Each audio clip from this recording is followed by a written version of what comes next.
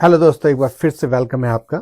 और आज इस वीडियो में हम चर्चा करने जा रहे हैं अ ट्रूली ब्यूटीफुल माइंड नाम का जो चैप्टर है, जो कि एल्बर्ट आइंस्टाइन की जीवनी के ऊपर है। उस पे हम बात करेंगे।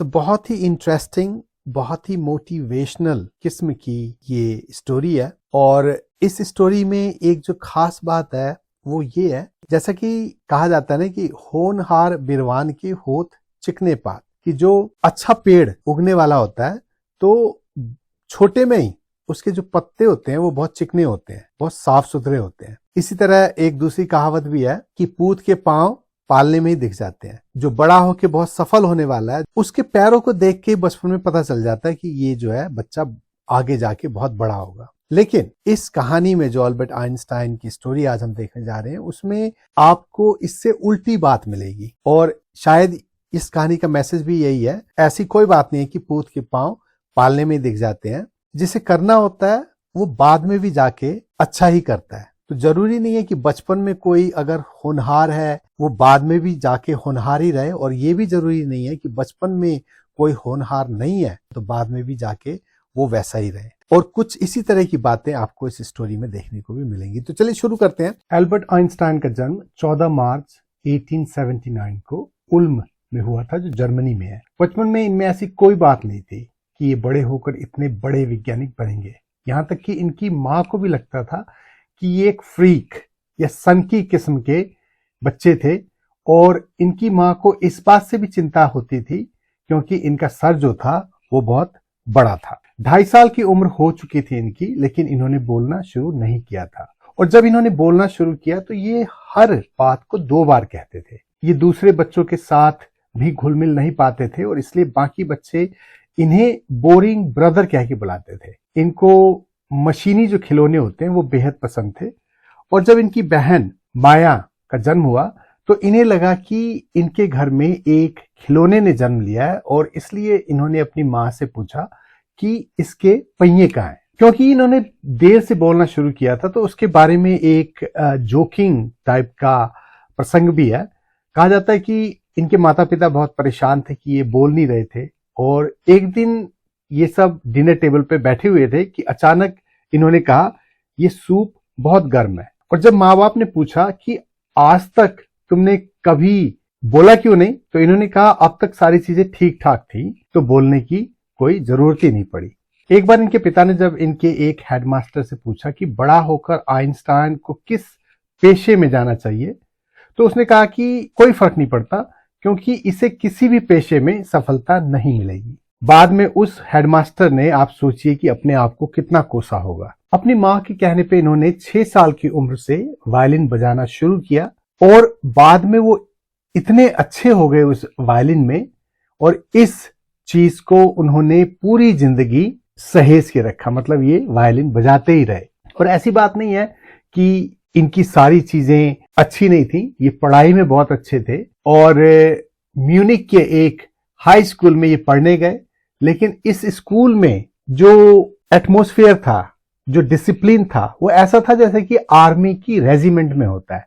तो उन्हें ये बात पसंद नहीं आई और इसलिए उन्होंने बाद में स्कूल छोड़ दिया। फिर उसके बाद अपने रिश्तेदारों से इन्होंने बातचीत की जहां पे रहते थे, क्योंकि इनके जो पेरेंट्स थे वो कहीं और मूव हो गए थे। तो इन्होंने सोचा क्यों ना मैं स्विट्जरलैंड में जाके पढ़ाई करूं।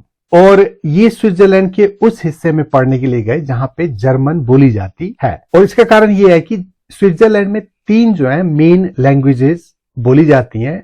स्विट्जरलैंड में एक भाग है जहां पे काफी लोग इटालियन बोलते हैं, एक दूसरा भाग है जहां के लोग मोस्टली फ्रेंच बोलते हैं, और तीसरा भाग जर्मन, जहां पर ये पढ़ने के लिए गए। अब स्कूल फिनिश हो गया। स्कूल फिनिश होने के बाद ये नौजवान, जिनकी वॉलरस जैसी मूछें थी, वॉलरस एक सील की जाति का प्राणी होता है, तो इन्होंने सोचा क्यों ना मैं यूनिवर्सिटी ऑफ ज्यूरिख से आगे की पढ़ाई करूं। और फिजिक्स में तो इनका लगाव था ही था, ये अच्छे भी थे उसमें, और मैथ इनका बहुत अच्छा था। लेकिन इसके साथ साथ ही इनको आर्ट्स जैसे कि म्यूजिक, पेंटिंग्स वगैरह का भी बहुत शौक था। यहीं पर आइंस्टाइन की मुलाकात जब ये पढ़ रहे थे ज्यूरिख यूनिवर्सिटी में, तो मिलेवा मैरिक नाम की लड़की के साथ होती है, जिसके कई इंटरेस्ट आइंस्टाइन से मिलते जुलते थे। इन्हें भी लगा कि मिलेवा में इनको अपना दोस्त मिल गया है, खास करके उन लोगों के खिलाफ जिन्हें आर्ट्स जैसे कि म्यूजिक, पेंटिंग वगैरह पसंद नहीं थी। तो ये लाइक माइंडेड थे दोनों। अब इन दोनों को प्यार हो जाता है, और इस बात का पता उन चिट्ठियों से भी मिलता है जो आइंस्टाइन ने मिलेवा को लिखी थी। ये उन चिट्ठियों में खुशी जाहिर करते थे कि देखो, जब तुम और मैं मिलके ये जो रिलेटिविटी, सापेक्षता का सिद्धांत है, इसको पूरा कर लेंगे तो वो कितने खुशी की बात होगी। फिर 1900 में इनकी उम्र 21 साल की होती है जब इन्होंने यूनिवर्सिटी पूरी की, मतलब अपनी पढ़ाई पूरी कर ली, ग्रेजुएशन कर ली, लेकिन इनके पास कोई नौकरी नहीं थी। तो इन्होंने क्या किया कि इन्होंने ट्यूशन देनी शुरू कर दी, उसी से इनका गुजारा चलता था। और फिर 1902 में इन्हें बर्न जो शहर है वहां पे पेटेंट ऑफिस में नौकरी मिल गई। लेकिन इनका नौकरी से ज्यादा ध्यान रहता था अपने आइडियाज पर, जो अपनी प्रिंसिपल, जो अपनी थियरी ये बना रहे थे, उसके ऊपर ये ज्यादा ध्यान रखते थे। और इसीलिए इनकी जो ड्रॉर थी, जहां पे इनके टेबल की ड्रॉर, उसको ये फिजिक्स का सैद्धांतिक विभाग कहते थे, क्योंकि वहीं पे शायद इनके पेपर वगैरह जो भी चीजें ये कर रहे थे वहां पे थी। 1905 में इन्होंने स्पेशल थियरी ऑफ रिलेटिविटी या सापेक्षता का विशेष सिद्धांत जो होता है उसको प्रकाशित किया। इस सिद्धांत के अनुसार समय और दूरी निश्चित नहीं होते, मतलब समय भी घट सकता है, बढ़ सकता है, और उसी तरह जो दूरी है वो भी घट सकती है, बढ़ सकती है। ये साइंटिफिक टर्म्स में अगर हम इसे बोले तो, उदाहरण के तौर पर मान लीजिए कि एक एग्जैक्टली समय की 2 घड़ियां हैं और वो टाइम भी एकदम ठीक देती हैं, एक दूसरे से मिली हुई हैं। अगर आप उन दोनों घड़ियों को 2 अलग अलग प्लेन में ले जाकर 2 अलग अलग जगह की यात्राएं कराओ, तो क्या होगा, उन दोनों घड़ियों को जब वापस में लाया जाएगा तो उन दोनों घड़ियों के टाइम में जो है थोड़ा सा ही हो, लेकिन फर्क होगा। तो ये जो है रिलेटिविटी के सिद्धांत में ये प्रूव हुआ है, और यहीं से संसार की सबसे प्रसिद्ध फॉर्मूला का जन्म हुआ, जिससे मास और एनर्जी के बीच का जो संबंध है उसका पता चलता है। और इसी से जो है E=mc² के नाम से इस फॉर्मूले को अब जाना जाता है। और फिर ये क्या है कि जो E=mc² जो है, ये इसको अगर आप